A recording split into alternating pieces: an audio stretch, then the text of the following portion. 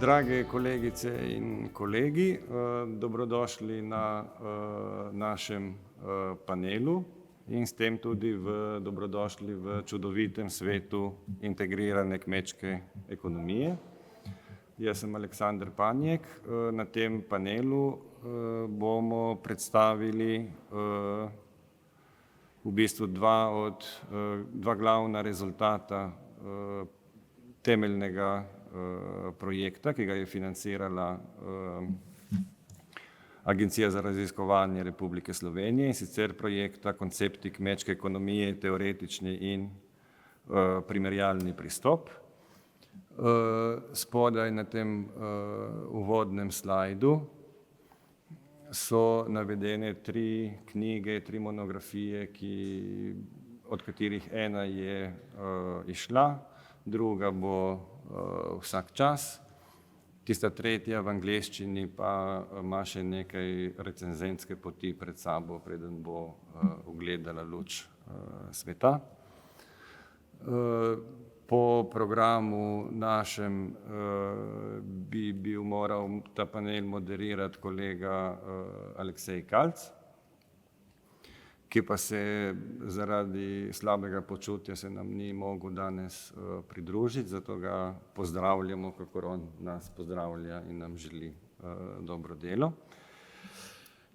Opravičujem se tudi za krajši zamik pri začetku tega panela iz tehničnih razlogov.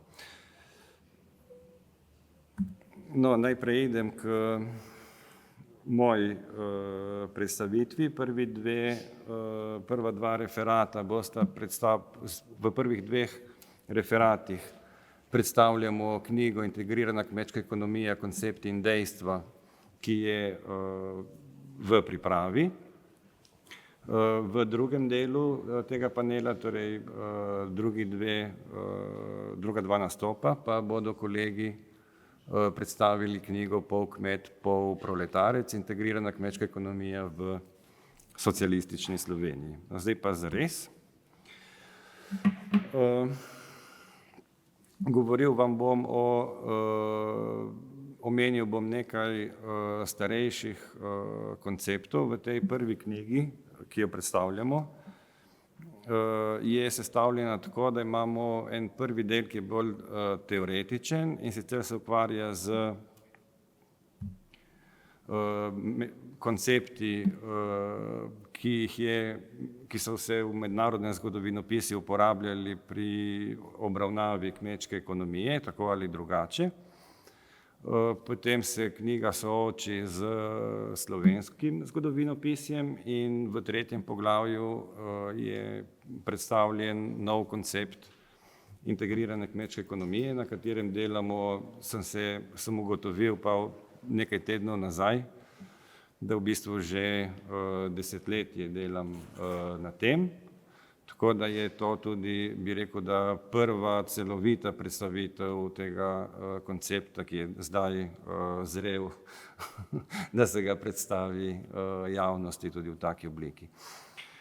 Torej, v bistvu v tem delu se knjiga sooči in tudi integrirana kmečka ekonomija se sooči z koncepti, ki obravnavajo kombiniranje dohodkov v zgodovini na podeželju, torej kmečkem kombiniranju dohodkov. To so koncepti protoindustrije, pluriaktivnosti in pa alpska integrirana ekonomija. Potem se obravnavata 2 načina oziroma 2 različni pogledi na to, ali je kmečka ekonomija bila prvenstveno namenjena preživetju ali se dopušča možnost tudi interesa za potrošnjo pri kmetih. Tu se obravnava Aleksandra Čajanova, ki je zanimiv zaradi tega, ker je vsaj deloma bil tudi narobe ali pa poenostavljeno recepiran zlasti v zahodnji Evropi in ga identificirajo ko rečeš Počajanovo, je ena kmečka ekonomija, ki je zaprta, avtarkična, v kateri kmet nima stika s trgom, medtem ko Čajanov je pisal precej drugače. In potem prizadevni kmetje v krepostni severozahodni Evropi, ta malce hudomušen naslov, pa leti, oziroma tu se obravnava izredno zanimivo sicer koncept in teorijo Jana de Vriesa o prizadevnosti, the Industrious Revolution. Potem se obravnava še različni načini interpretacije mobilnosti v kmečki družbi, zlasti sezonske migracije v hribovitem svetu, kjer se prikaže postopen odmik zgodovinarjev od sledenja tem dejavnikom potiska in potega, push-pull se jim reče. In potem še gre za vprašanje oziroma koncept iniciativnosti. Odločili smo se, da bomo angleški izraz agency prevajali z iniciativnost. Izraza, kolikor sem videl v slovenskem zgodovinopisju, za to ustreznice še nismo imeli in upam, da se vam bo zdela ustrezna. Tudi agency govori o tem v bistvu, ali je kmet bil sposoben se odločati in tudi udejanjati svoje odločitve glede na institucionalno okolje, v katerem je živel. V zahodni Evropi menijo, da v zahodni Evropi ja, v vzhodni in v južni pa ne, medtem ko tudi tu zavzemamo eno stališče, ki je bolj odprto do tega, da tudi v srednji, vzhodni in tudi južni Evropi je kmet vendarle imel dovolj manevrskega prostora, da je lahko izkazoval iniciativnost. No, če preidem k integrirani kmečki ekonomiji, torej predstavitvi tega koncepta na kratko, zdaj je tako, v slovenskem in tudi mednarodnem zgodovinopisju je veliko raziskav, ki prikazujejo, dokazujejo, da se je kmet ukvarjal ne samo z kmetovanjem, torej s poljedelstvom, ampak tudi z veliko drugimi dejavnostmi. In kljub temu, da imamo veliko tega, se še vedno prevladuje ta teza, da je kmečka ekonomija težila k samozadostnosti in da ni bila povezana s trgom, ali pa k večjemu obrobno. Ker so bili največ zanimanja na evropskem podeželju deležni domnevno pomembnejši procesi, zlasti povezani z razvojem, se tudi na podeželje, na kmeta, na družbo, na ekonomijo gleda v luči njihovega prispevka k razvojnim procesom. Tako da, če tudi se obravnava kmečko ekonomijo, kmečko družbo, je to ponavadi v funkciji nečesa drugega, in je redko kdaj v središču pozornosti in to pripelje po mojem do enostranskih in tudi vsaj deloma zavajajočih pogledov. Tako da, če preberem, kar sem napisal kot komentar tem zlasti zahodnoevropskim zgodovinarjem, za številne ekonomske zgodovinarje so kmetje, ki so živeli avtarkično, le ena nadležna prikazen. Tisti, ki so živeli od samooskrbnega kmetijstva, so odpisani, se ne obravnavajo. Tisti, ki so se sezonsko selili, so revni in zato nas ne zanimajo. Tisti, ki se poleg kmetijstva ukvarjali še s čim drugim, so bili siromaki, ki so živeli v pomanjkanju. Karkoli je takšen kmet postoril in ne glede na to, koliko si je prizadeval, ni imel možnosti, da bi izboljšal svojo življenjsko ali socialno raven. Kakor pravi znani belgijski ali nizozemski zgodovinar Tön, socialni dvig v tovrstni podeželski družbi je samo mit. Takšen kmet za te zgodovinarje predstavlja v bistvu oviro na poti do modernega razvoja, je kot neke vrste nebodiga treba evropske ekonomske zgodovine.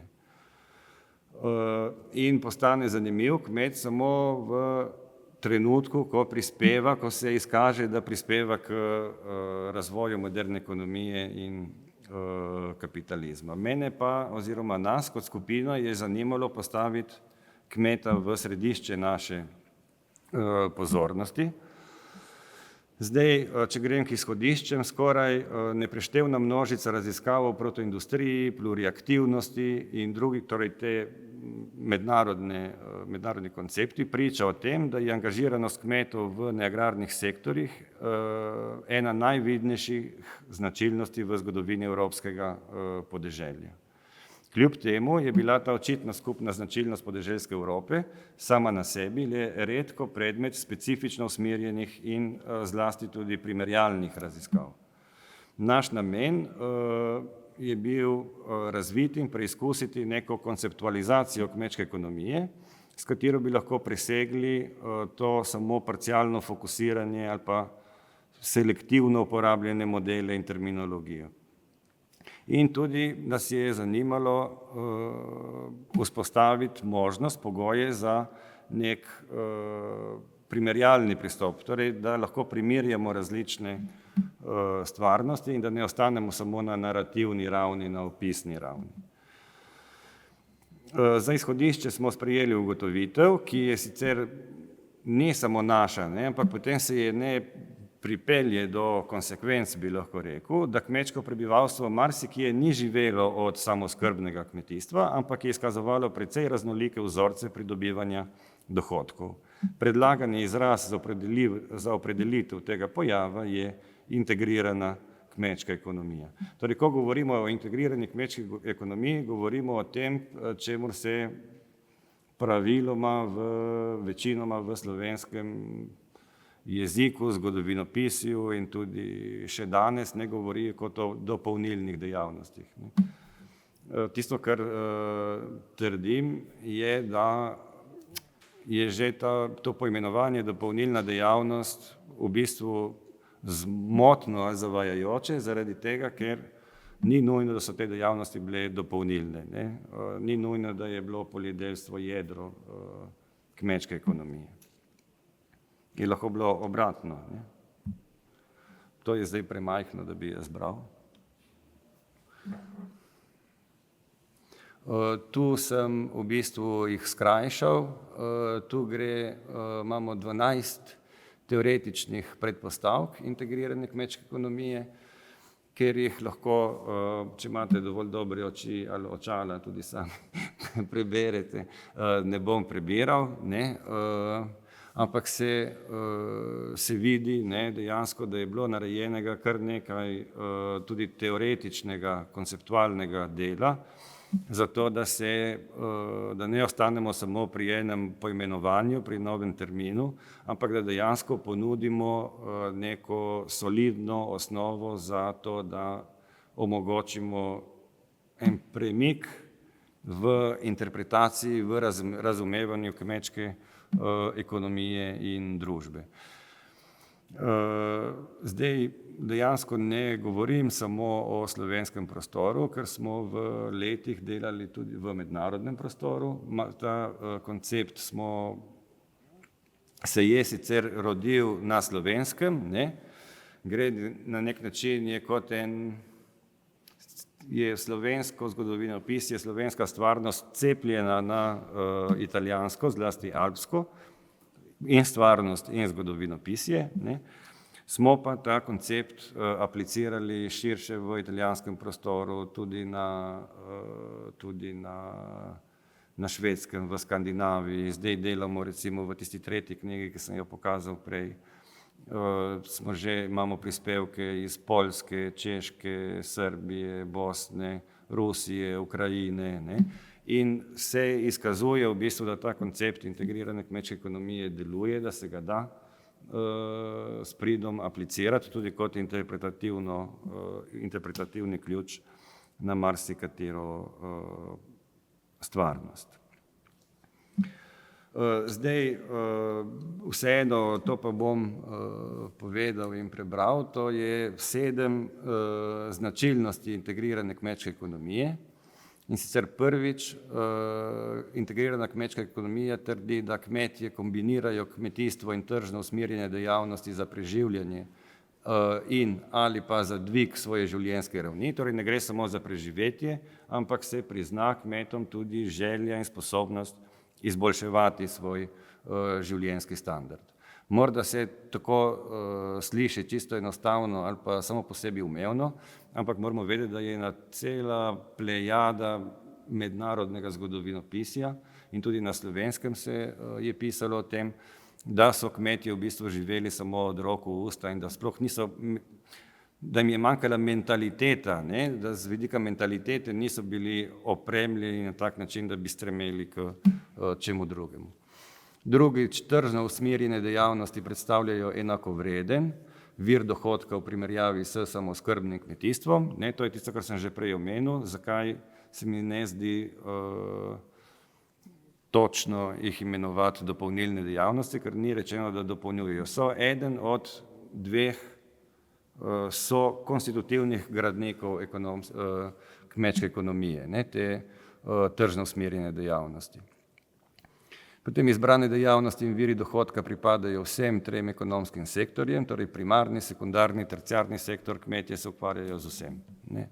In zaradi tega se kliče, smo jo poimenovali integrirana, ker integrira te 3 ekonomske sektorje. Potem sistem je dinamičen in fleksibilen, prilagaja se spremembam razpoložljivih virov dohodka in stanja na trgu, kakor tudi prebivalstva ter družinske strukture skozi čas.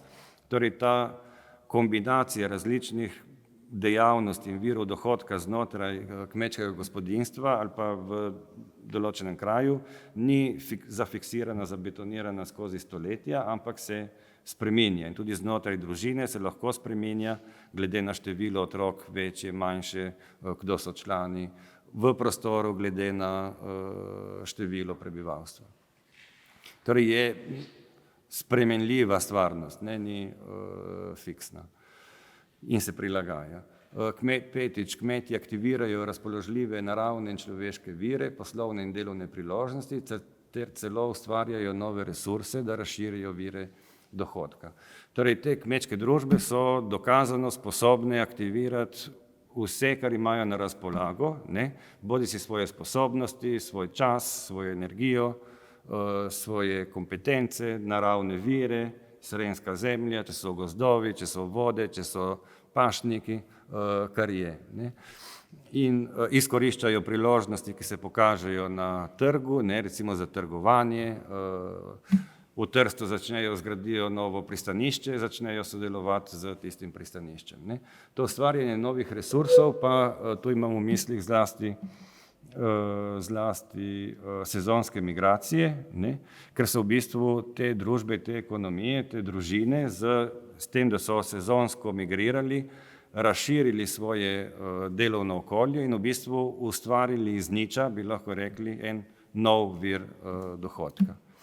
Nasilnost okolja je povečana preko števila prebivalstva, ki bi ga omogočila sama kmetijska zemlja. Ne. Torej, v taki družbi, kjer velja integrirana kmečka ekonomija, lahko živi večje prebivalstvo, kot pa bi se lahko preživljalo samo od kmetovanja. In to je tipična značilnost recimo naše Slovenije tudi. Ne. Večkrat jo poznamo tudi pod izrazom prenaseljenost, ne, zlasti se uporabi za obdobja, ki so bolj kritična ali krizna, ampak ta dejstvo, da je število prebivalstva bilo večje od tega, kar je lahko domača kmetijstvo preživljajo, je ravno zaradi tega, ker so kombinirali dohodke. In potem zadnjič, integrirana kmečka ekonomija je povezana z zunanjim povpraševanjem in eksogenimi dejavniki, kar lahko predstavlja priložnost ali pa odziv. Kmečka ekonomija je odprta, ni avtarkična, ne, vsaj jaz močno dvomim, da lahko sploh govorimo o avtarkiji v kmečki ekonomiji vsaj od zadnjih stoletij srednjega veka naprej, kljub temu še vedno beremo o teh avtarkičnih kmetih, se ne ve torej popolnoma samo zadostnih, se ne ve, kje so, ne, ampak izpod peres nas zgodovinarjev se še vedno prikazujejo, ne, in tudi zaradi tega je kmečka ekonomija tudi pod vplivom zunanjih dejavnikov. Ne gre za neke družbe ekonomije, ki živijo kot neke oaze gor na hribčku in nimajo stika z svetom, ampak gre za družbo ekonomijo, ki je povezana in prepletena z okoliškim svetom. Zdaj, te stvari sem v bistvu že marsikaj povedal in ker se mi zdi, da se mi čas počasi izteka, bom kar preskočil. To, kar je bistveno, kar želim povedati, je, da smo ta koncept integrirane kmečke ekonomije opremili z enim kontrolnim seznamom, ki ga skozi čas tudi nadgrajujemo. In tako da v bistvu vsako stvarnost, ki jo obravnavaš v luči integrirane kmečke ekonomije, lahko potem, vidite, so razvrščene te vrste dejavnosti in potem odkljukaš, kaj imaš pri tebi prisotnega. Ne? In ta preglednica izpolnjena potem omogoči primerjavo med različnimi deželami, med različnimi obdobji, kakor bodo pokazali tudi kolegice, ki me bojo nasledili tukaj